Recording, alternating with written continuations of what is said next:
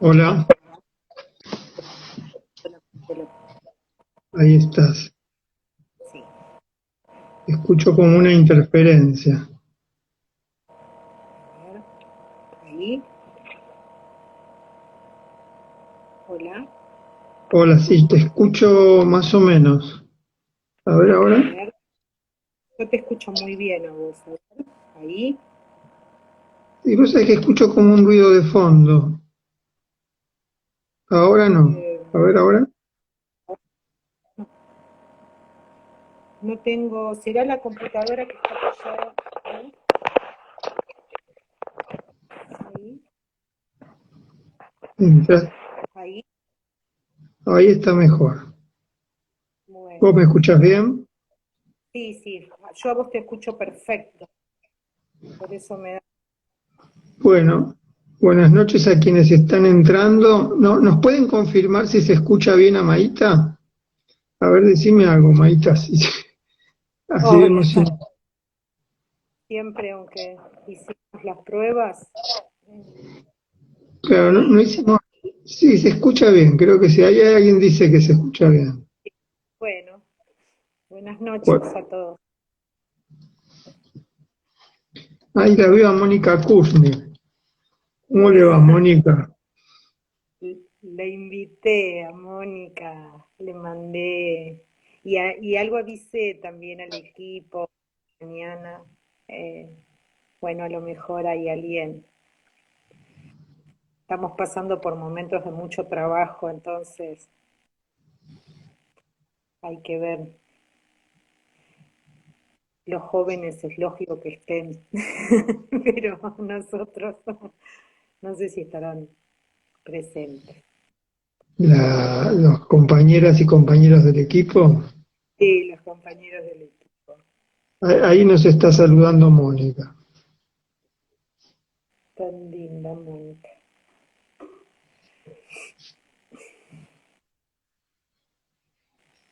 Ahí está Malena.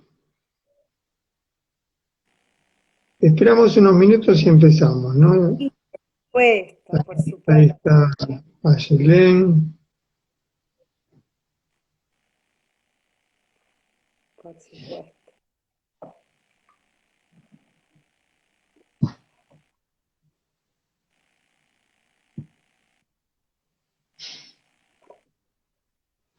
Hay alguien que pregunta con tu apellido que no nos ven porque decidimos hacerlo sin imagen.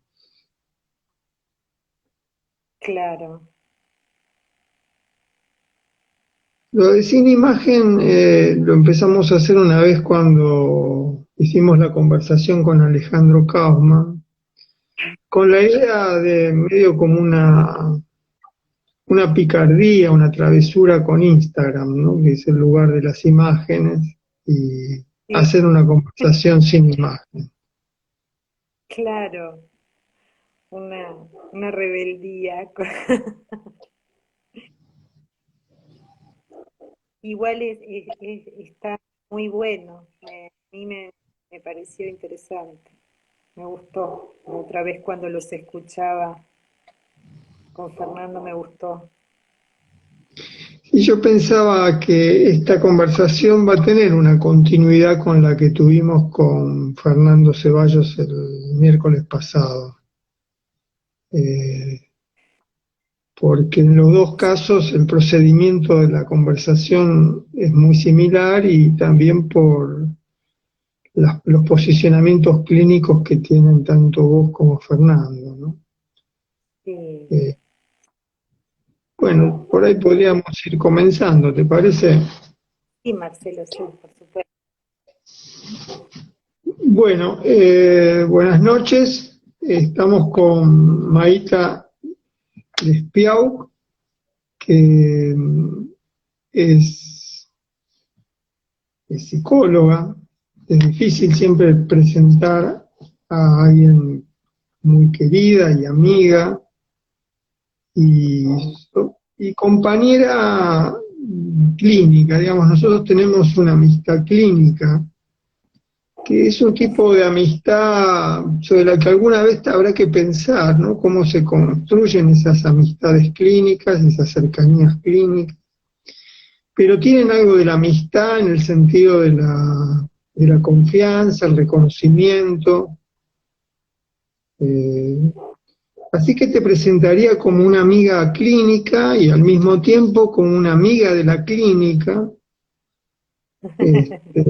Alguna vez me pareció que se podía inventar la expresión filoclínica para plantear esa amistad con la clínica como, así como bueno, eso sería como una deriva de la idea de filosofía. Esa, sería esa amistad con el saber clínico y esa cercanía. Es el mejor modo que se me ocurre para presentarte. Después, también podría decir que es una clínica, una amistad clínica eh, sostenida en el deseo del después de los manicomios. Sí.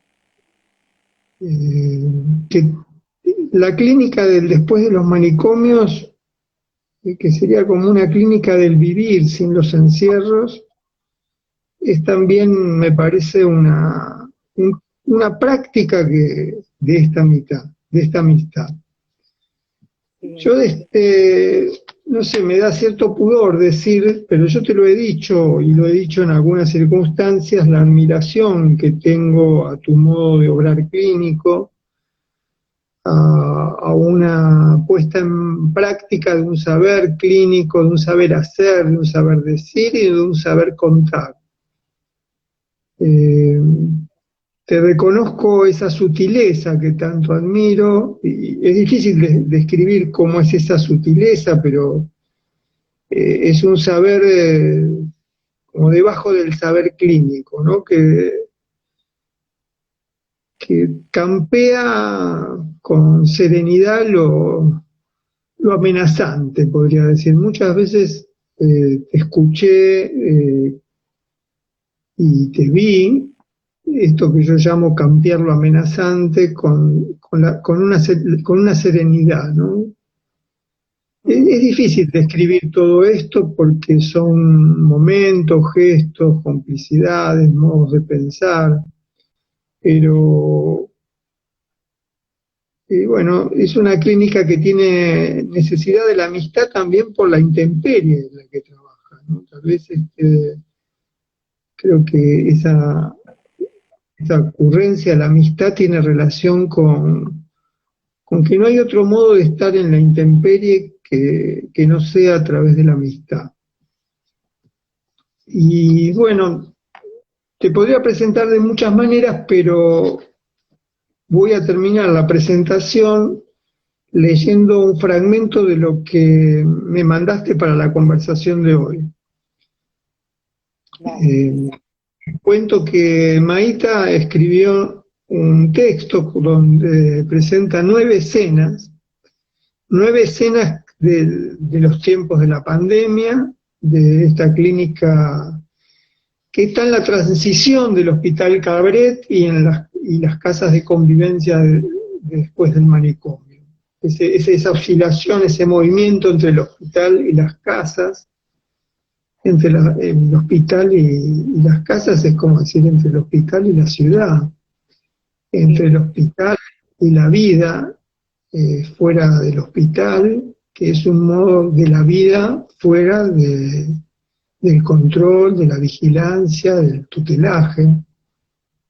Este, y entonces Maita presenta 9 situaciones, 9 escenas, podríamos llamar, o 9 circunstancias donde se despliega ese modo de pensar y de hacer.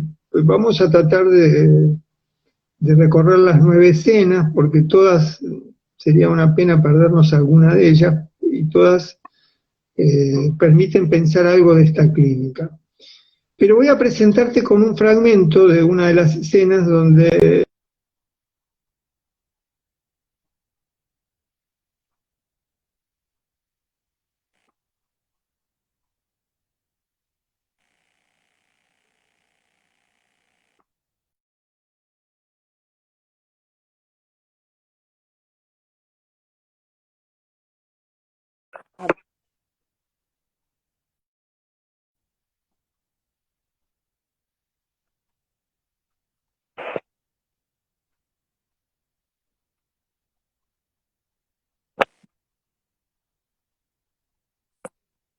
A ver, ahí volví, no sé por qué, perdón,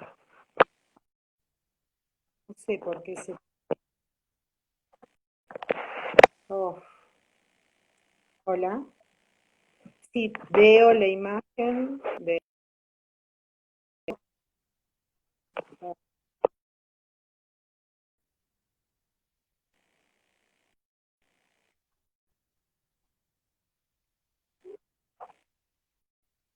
No entiendo por qué. Ahí sí. Ahora Repito el fragmento.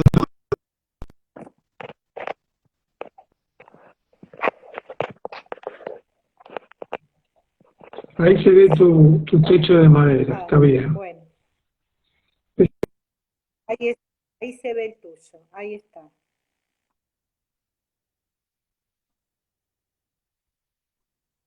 Pero no sé por qué pierde conexión.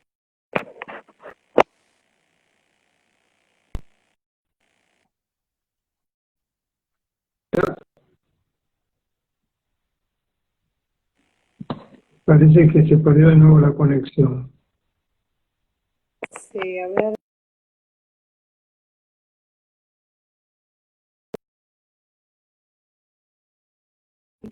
Ahí, no, no sé.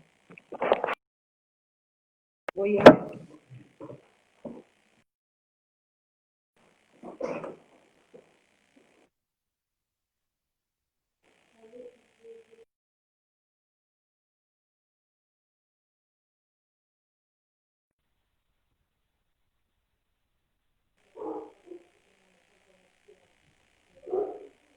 ¿A mí no se me oye?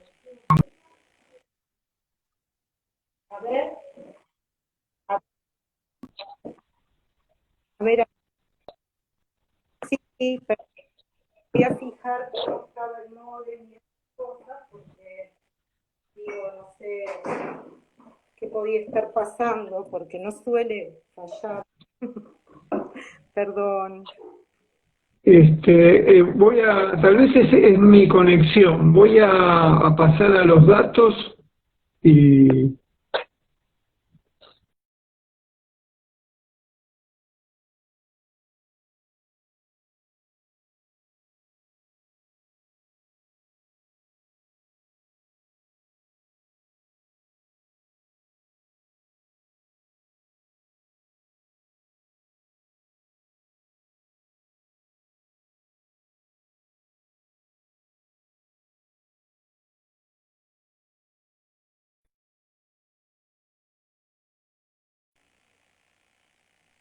hola.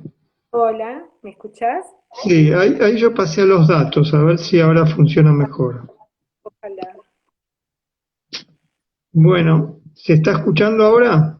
Bueno, ahí nos ponen gracias. Ay, Bueno, perdón, a ver si esta vez va.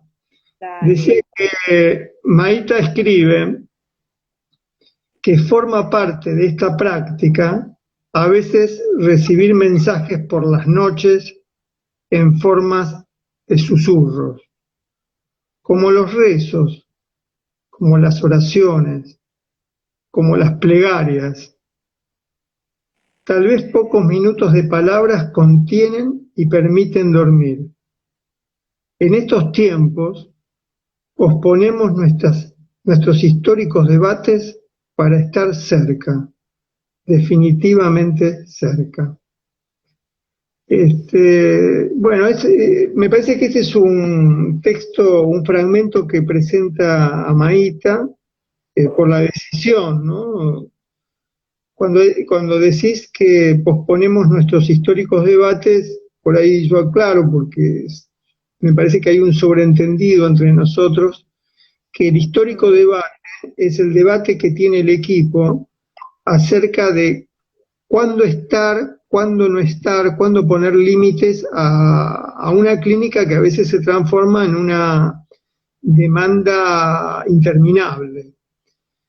Pero en el contexto, en estos tiempos, posponemos nuestros históricos debates para estar cerca, definitivamente.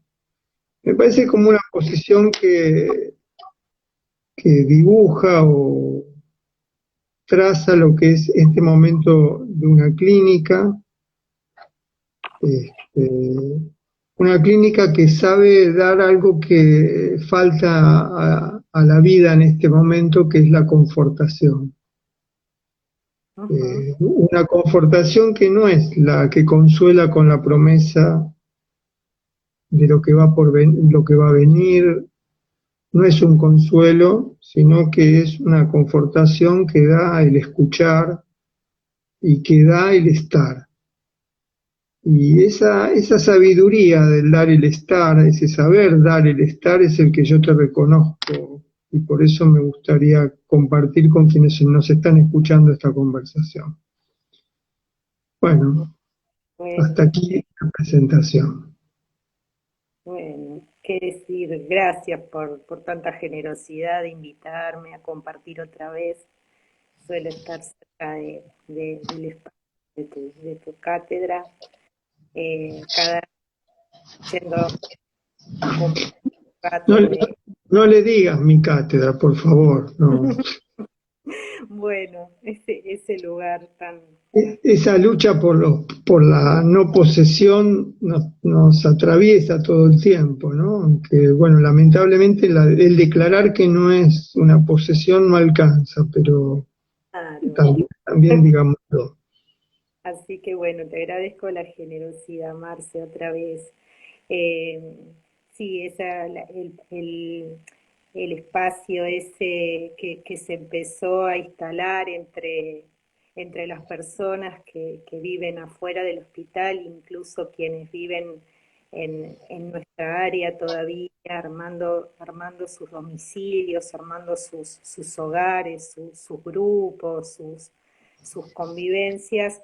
eh, Nosotros tomamos como esta decisión de estar cerca de todos estos mensajes y que se van armando a lo mejor como una serie de mensajes y mensajes que van viajando, ¿no? Que a lo mejor yo suelo recibir 4 o 5 audios de WhatsApp y a lo mejor después de esos 4 o 5 pasa a lo mejor otro compañero, después nosotros nos vamos enterando después en el devenir de la comunicación del equipo, qué otros del equipo fue pivoteando ese decir, ¿no? Eh, y bueno, van pasando esas cosas, los audios van armando, intentando armar una escena y lo que permiten, a diferencia del teléfono, que el teléfono tal vez remite más a como una urgencia, una inmediatez. El audio inauguró esa posibilidad de que nosotros también pensemos una respuesta y la demos, ¿no? A veces pudiendo hacer una lectura de lo que esa persona está planteando en el audio, que a veces ese audio parece como casi calcado. Estamos a veces en presencia de audios de personas que son capaces de hacer 5 audios como muy similares, ¿no? Con la repitencia de contenido, eh, y a veces eso permite también poder absorber un poco eh, como la vivencia de esa idea persistente en el pensamiento, ¿no? Me parece que a veces el mensaje le puede hacer un poco de espejo y permite esto que a veces nosotros hablamos, hemos charlado incluso en conversaciones, en diferentes grupos sobre esto de la empatía, ¿no? Eh, Me parece que algo del concepto de empatía está cerca de esto, es decir, que el equipo en estas comunicaciones va pudiendo imaginar o acercarse a el bascular de esas ideas, a ese sentir, a eso que insiste, y podemos ver lo denso que a veces debe ser esa vivencia, ¿no? Y, Mm. y entonces se festeja distinto cuando podemos encontrar una fotografía o algo, como esos mensajes después pueden enviar una foto que no tiene nada que ver con eso. Y entonces uno puede encontrar ahí eh, eh, la dicha de poder decir, qué bueno que entre todo ese pensamiento que se repite, usted encontró esa bella imagen de su mesa con su papa y su mate, ¿no?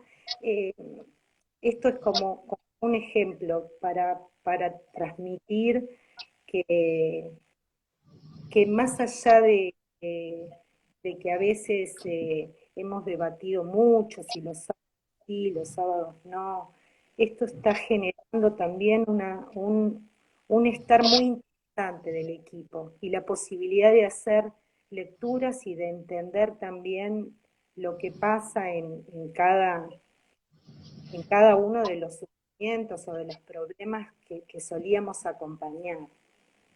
Así que si es un fragmento así, a veces es muy llamativo alguien que, que susurra, que empieza a susurrar. La verdad que nunca se había manifestado de esa manera, pero ahora en la noche empezó a, se ve que atrás, como nosotros no hemos puesto límites.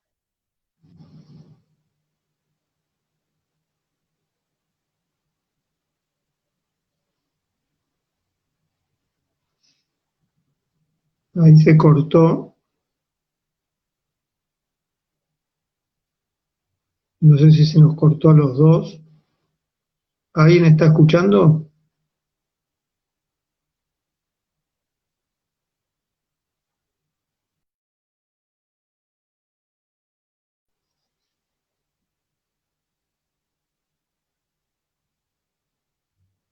Hola. ¿Alguien está escuchando?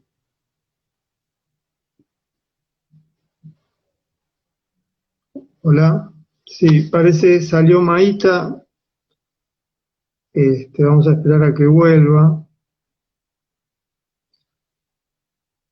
No sé si se entendió sí, se desconectó Maíta, vamos a esperar a que vuelva. Mientras tanto, pensaba que,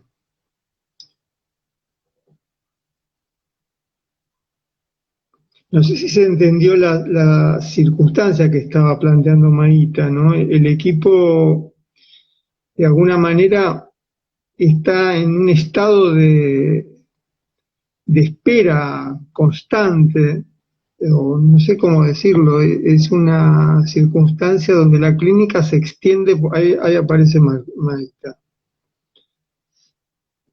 A ver si...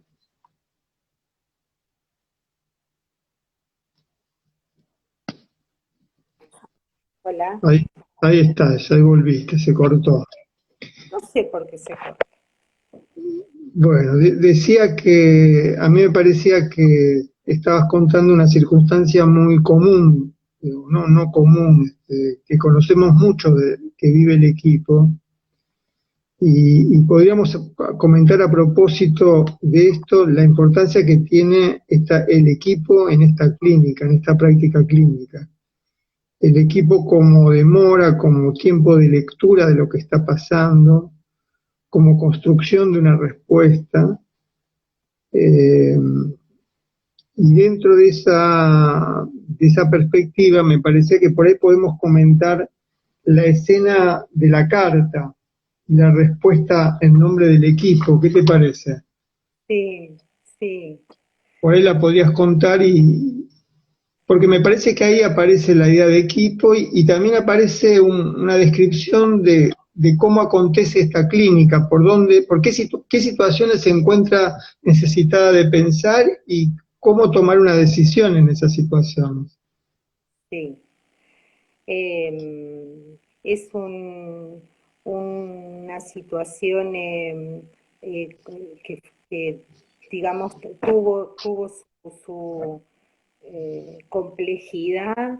Él es una persona que hace mucho tiempo está vinculado a nosotros de una forma en donde siempre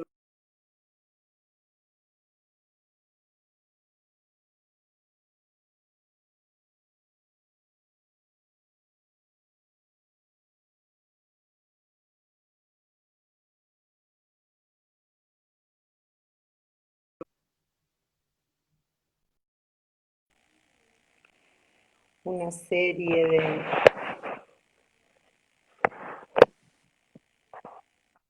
Oh, es una pena, pero no... ¿Se me escucha? Sí, sí, ahora sí. Ahora sí, bueno. A mí a Estaba, cada rato ¿qué sería estoy diciendo, su dificultad de irse? su dificultad de irse fue que se quedó, fue que se instaló en un pabellón, se instaló en una sala, no hay manera de convencerlo de él participaba del taller de literario con mi compañera Matilde, fue bibliotecario un tiempo, eh, atravesó diferentes roles que fuimos tratando de ofertar para que él se ubique y parta del hospital, ¿verdad? Parta con nosotros, o sea, parta y a, una, a un vivir en el afuera, y siempre él muy acerenciado, sintiéndose muy necesario en la sala. Y bueno, y entonces hubo que ir a la sala, hubo que, primero que la gente de la sala lo quería echar, y entonces quería buscar cualquier excusa para pasarlo, y para él era muy importante quedarse en la sala. O sea que primero tuvimos que ir ahí como quien no quiere la cosa para entender el quedarse. Vuelvo a insistir esto de tratar de ir como si algo pasa en la sala, ir a ver y a husmear un poco qué pasaba en la sala. Y en la sala encuentro un día que voy a la tarde para ver qué pasa, encuentro una escena donde él está limpiando la cocina con otra persona, con un compañero que estaba muy prolijo ese compañero, y yo viendo esa escena vio que era de una pareja. Me pareció ver una escena como si uno viera un cuadro y veo como una pareja. Y después entonces fui a investigar un poco sobre eso, pero no quería, en la sala nunca me habían hecho ningún comentario y él tampoco nunca había hablado de eso, entonces yo quise ir a ver otra vez, otra tarde, a verlo, yo no empezar a preguntar, a indagar, ustedes notaron algo, ustedes notaron que con la otra persona, No, decidí seguir viendo eso, y entonces voy otra vez y veo que él no estaba, y que me quedo charlando con la enfermera de cualquier cosa, y llega como a la hora, me dice, va a venir en un rato. Cuando viene trae helado para la enfermera, y viene con el hijo de la enfermera, y había ido a comprar helado, y vienen todos los hijos de la enfermera a comer el helado en la sala a la tarde, a comerse el helado que él compraba, ¿no? Fue una situación en donde yo veo que él lo que estaba armando o queriendo ahí, como que eran escenas como de una familia ficticia, que eran escenas como... Y entonces empecé a pensar en su familia, en dónde estaba, y la familia está en Patagonia, están los hijos allá, está la exmujer allá. Resulta que él había vivido 15 años. Empezamos a familiarizarnos con esas ideas, empecé a decirle que por qué no ir a la Patagonia otra vez. Él se empezó a entusiasmar mucho, y entonces, bueno, terminamos de tramarlo. Tramamos que iba a volver, me conecté con el equipo del Bolsón, nos conectamos, ¿no? Y allá lo estaban esperando. Entonces, después de ir a un festival de arte donde iban a presentar en Mar del Plata los poemas del grupo, después iban a ir, se iba a ir al Bolsón. Así que, y en el medio la pandemia. Entonces, la verdad que eh, eso se interrumpe, y él se melancoliza de una forma extrema, empieza a llorar, y bueno, y realmente nosotros estábamos muy conmovidos, porque también el inicio de la pandemia generó una profunda conmoción. Entonces, también todos temíamos, ¿no? Eh, había momentos donde uno dormía y pensaba, ¿quién sobrevivirá? Que no nos agarre, que no, que, ¿no? Esa situación. Entonces, bueno, una vez una de las compañeras del equipo me dice, la verdad lo fui a atender y terminé tocándole la mano y llorando. Ujú. Entonces, esa escena a mí me conmovió muchísimo, pero a su vez pensé que eso era muy importante que hubiera pasado, pero que al otro día eh, él había después, antes de eso él había convulsionado, él tiene una epilepsia muy severa. Entonces, bueno, mi compañera llora con él y entonces yo empecé a pensar qué era la otra situación que tenía, ¿no? Porque pensaba que a mí también cuando lo veía me daban ganas de verlo así, me daban ganas de llorar, de la angustia, y me parecía importante lo que pasó, pero que tenía que pasar otra cosa. Entonces me siento con él y, y le comento lo que el médico de guardia había dicho, ¿no? Y que en este momento era importante mi lugar era también cuidar de que no eran circunstancias para descuidar el tema de la medicación. Y entonces una manera de cuidarlo era molerla, que el médico nos dio esa idea, que podría haber dudas respecto a de que si él tomaba o no.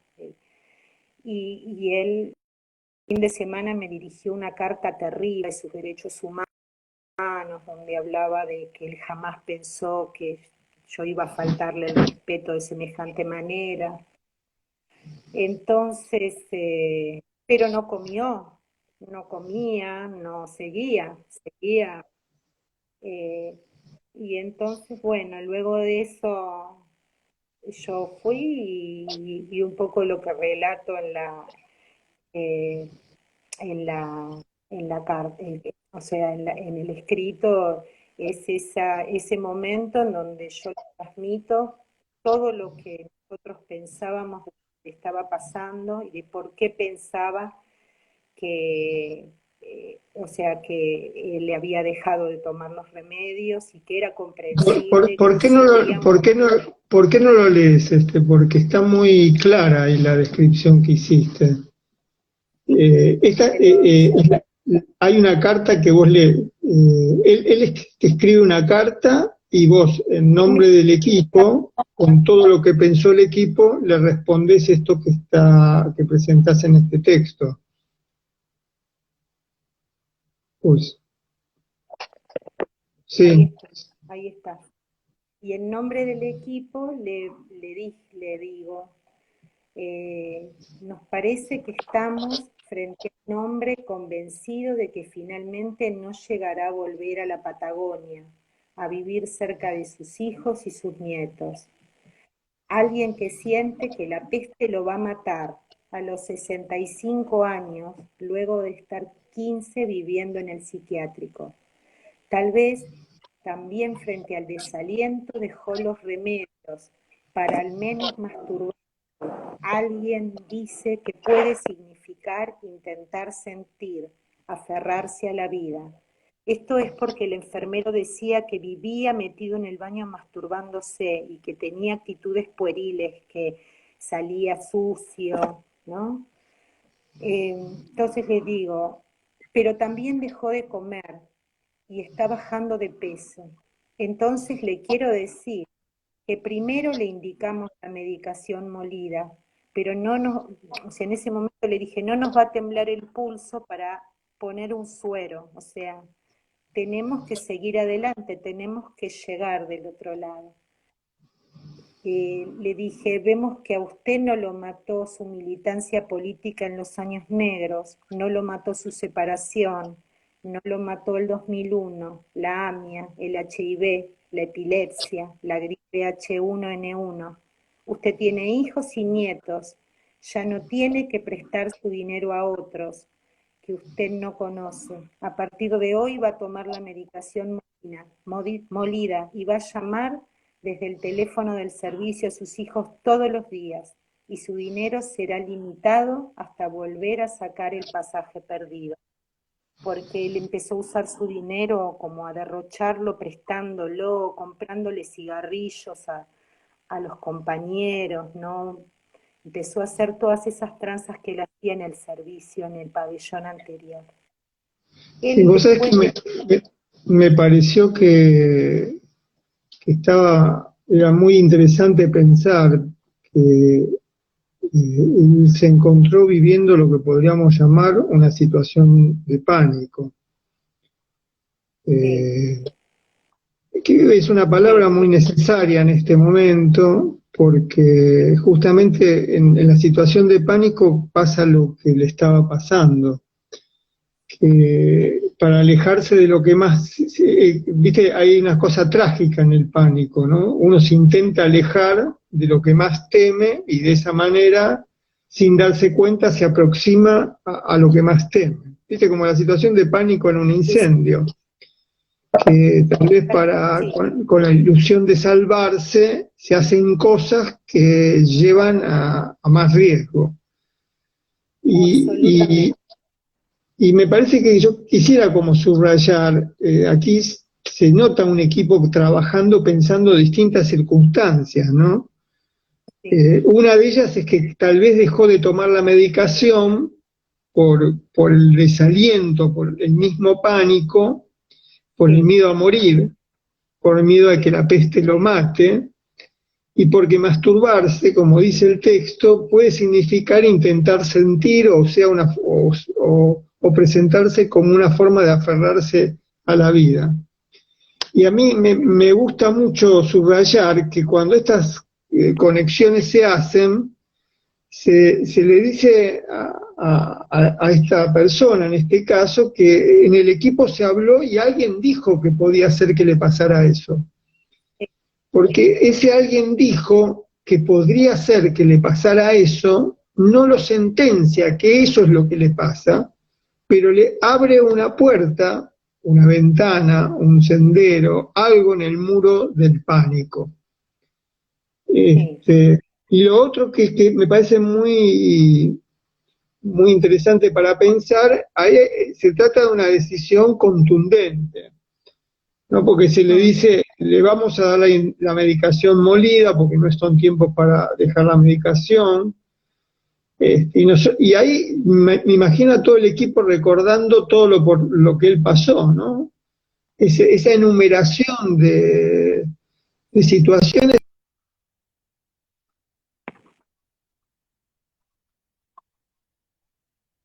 sí.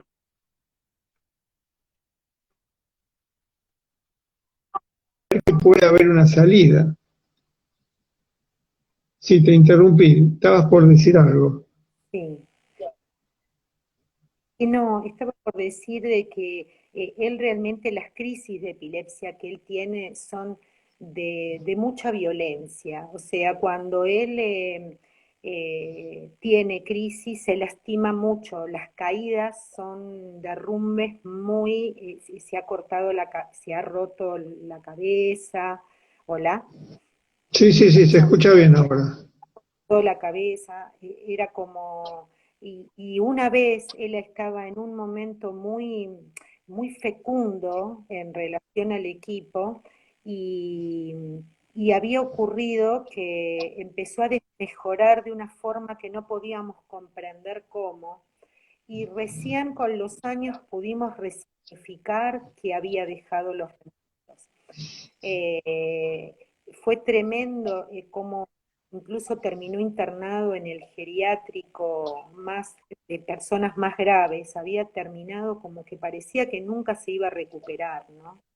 Entonces el riesgo de tocar fondo en esa escena era...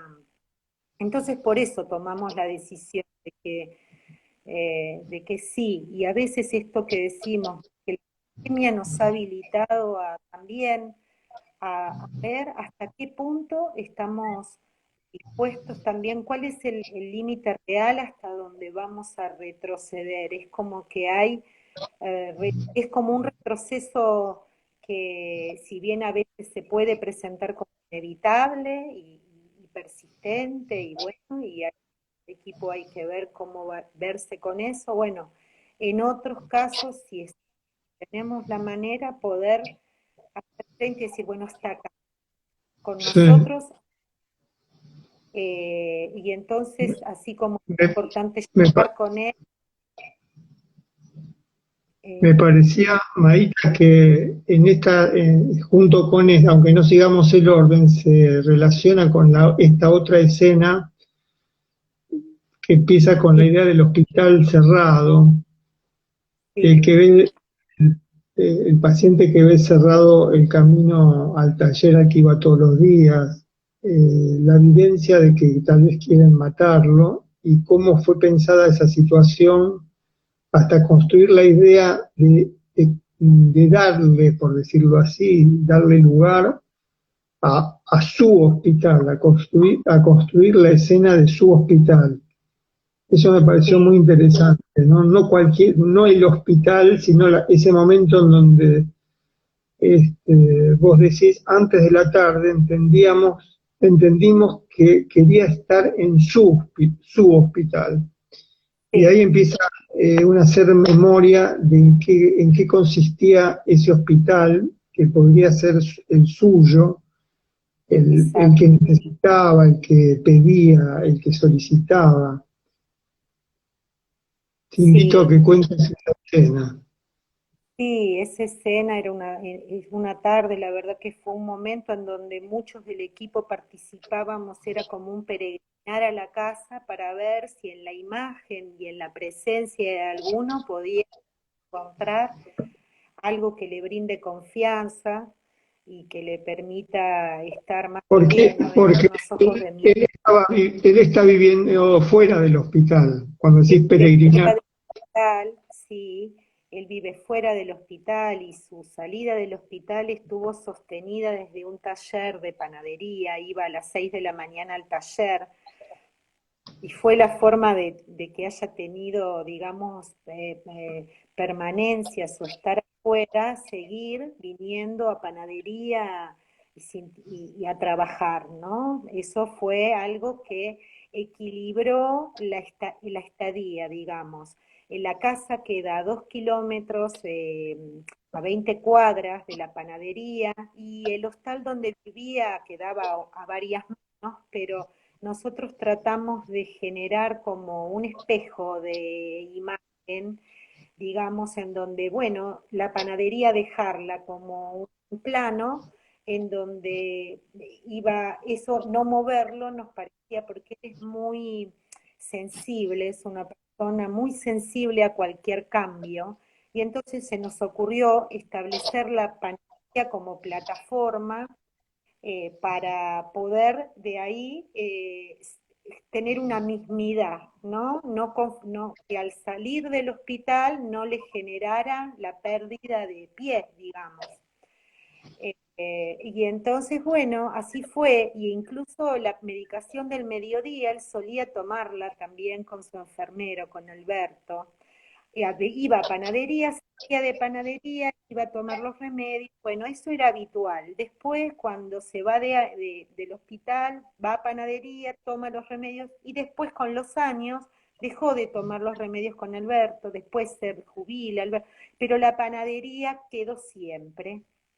Quedamos nosotros, quedó la panadería, nosotros visitábamos, y entonces esta situación, nosotros la verdad que en todo el lío no pensamos que las medidas iban a ser tan prontas de cerrar el hospital, no nos acordamos de llamar, de avisar, igual creo que no lo hubiera podido interpretar, no lo hubiera podido escuchar, entender. De hecho, todavía él no le entran las balas con el tema de la pandemia, se guarda, respeta mucho las medidas y tiene cierto respeto y temor, pero no comprende lo que ocurre, no quiere entrar en contacto con eso, habla de otras cosas, hace gimnasia.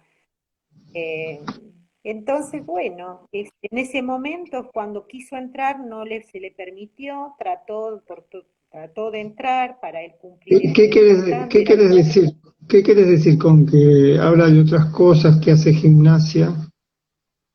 Claro, él, por ejemplo, su compañero dice, no hay caso, Roberto no quiere, no sabe de la pandemia, ¿no? Para el compañero no sabe, Robert. Es muy interesante que él nos transmite que como si él estuviera afuera. Nosotros acepta los consejos, dice sí, sí, sí, sí, sí, sí, pero no entra en ese diálogo, en esa conversación acerca de si pasa algo. De hecho, bueno, pues no está yendo al taller todavía, está en su casa y bueno, comprendió que el hospital por ahora le seguimos pagando, obviamente, su taller, porque es un taller pago y entonces recibe su salario y bueno, pero en esa situación fue muy confuso. Yo en el texto ensayo un poco toda la comprensión porque fue muy, eh, digamos, sorpresivo para nosotros lo rápido que se desencadenó el brote, digamos, para decirle de alguna manera, porque para nosotros fue así, fue un brote, algo sorpresivo, era una de las personas más estables afuera, ¿no? Y esta situación que al principio descuidamos de avisarle y después descuidamos de verla venir, no percibimos nada. Y de pronto nos llaman de que corría por afuera, ¿no?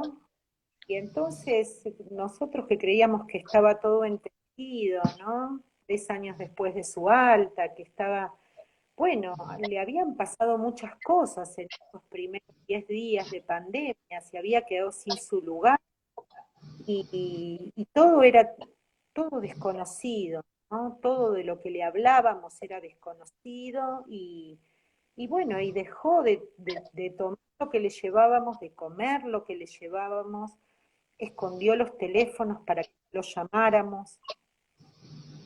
Y esa noche la llaman a la psicóloga para avisarle que él corría, que incluso dejó su perro, eso fue realmente como muy... Y a la tarde entonces nosotros deducíamos Contá lo del sí, del y que la perro, llaman él para y salvar lo al de que perro, él sintió...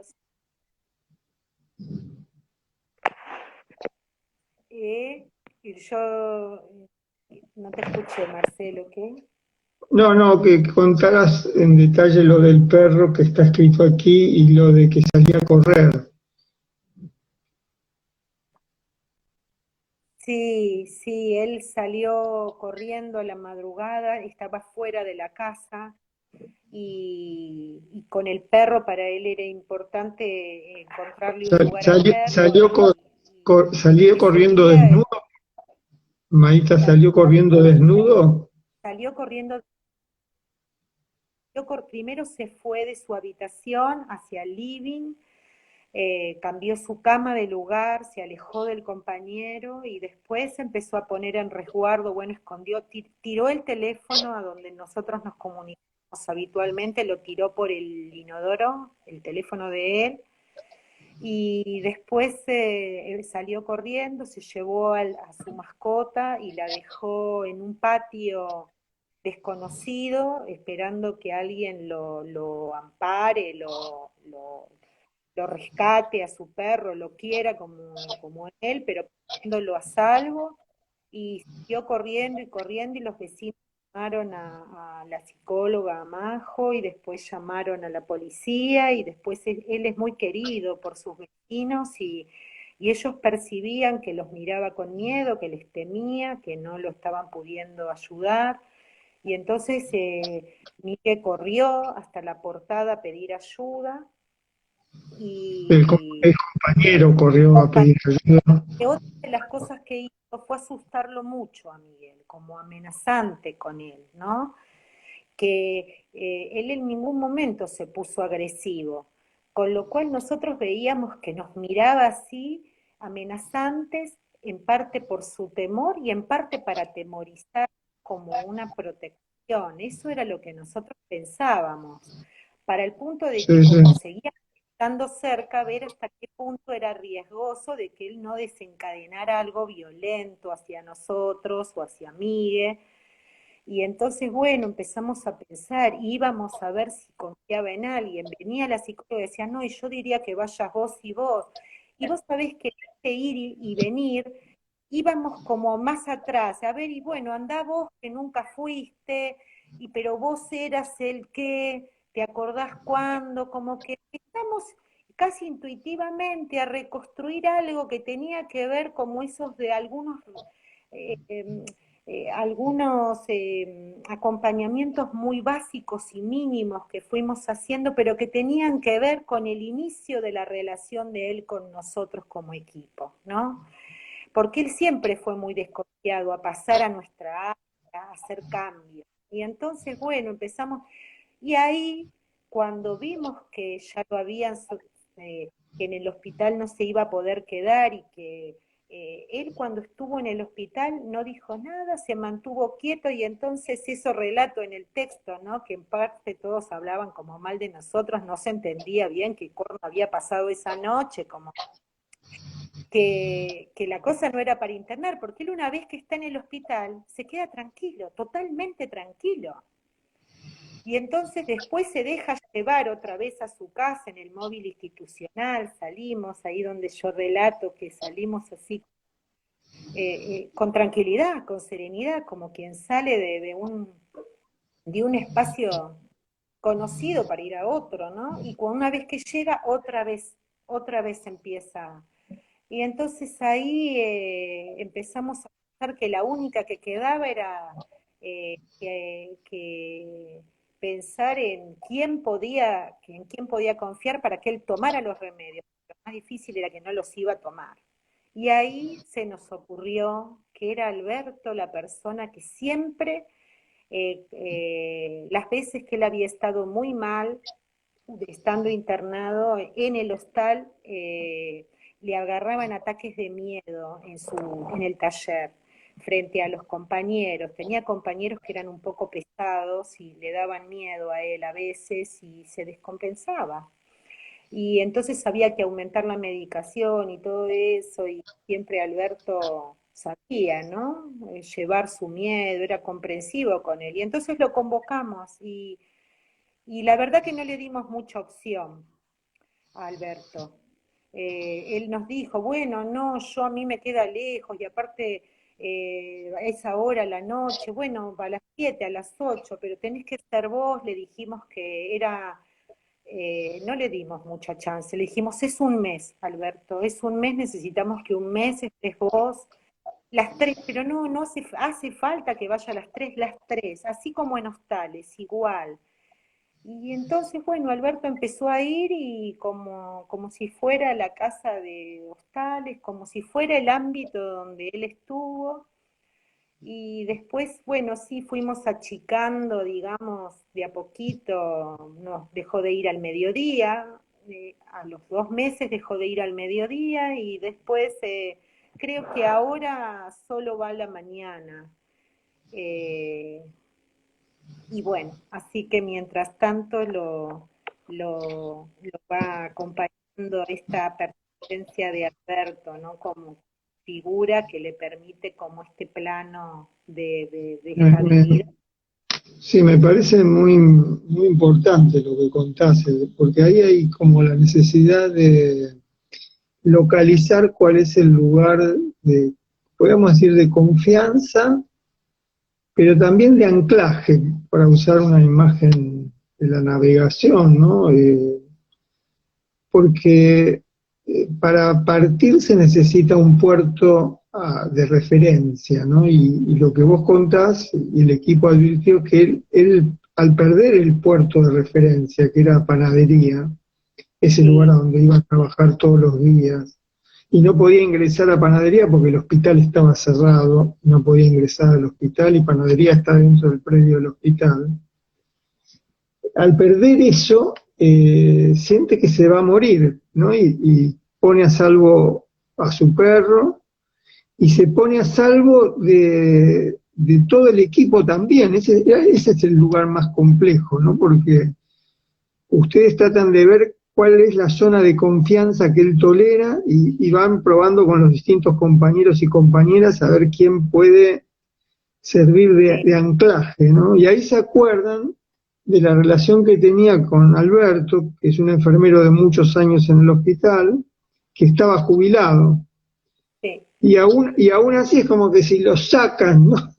Lo vuelven a meter en la cancha, por decir así, a sí, jugar, lo sacan a sí, jugar, este, y Alberto reproduce esa construcción de un puerto en el cual anclar, en el cual amarrarse sí, sí, para poder después salir, ¿no? Esa cosa del barco que amarra para desamarrar.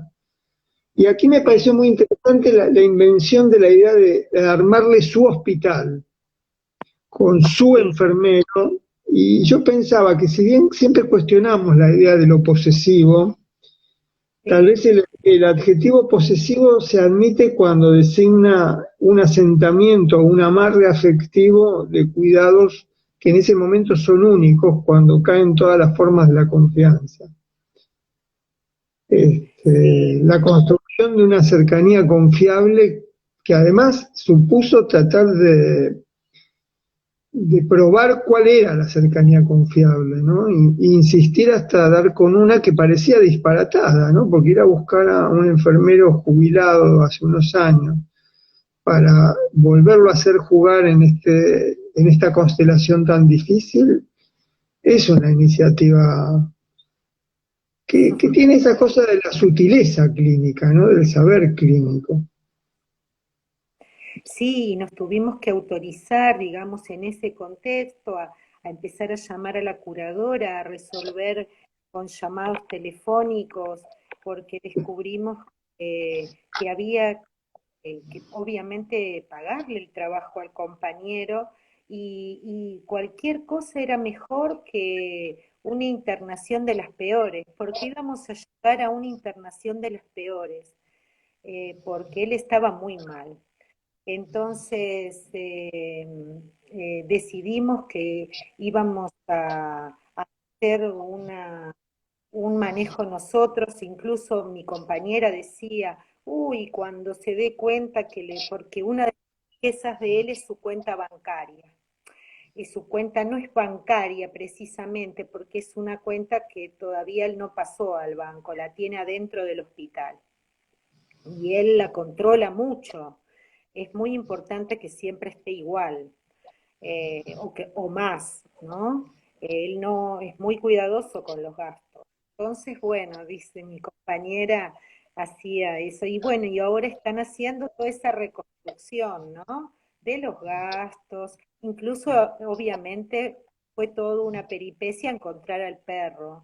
Hace poco Majo puso en el grupo, quiero decirles, equipo, que encontramos finalmente la casa que esa noche esa noche dejó al perro, el perro estaba, no saben lo que fue el reencuentro, o sea, casi 2 meses después encontraron al perro, ¿no? Él realmente perdido, no teníamos ninguna referencia, ni él tampoco, cuál había sido el patio, él sabía cómo lo depositó, ¿no? Entonces son esas cosas muy conmovedoras de ver cómo alguien intenta proteger, eh, de todo, uno piensa, ¿no? Qué horror debía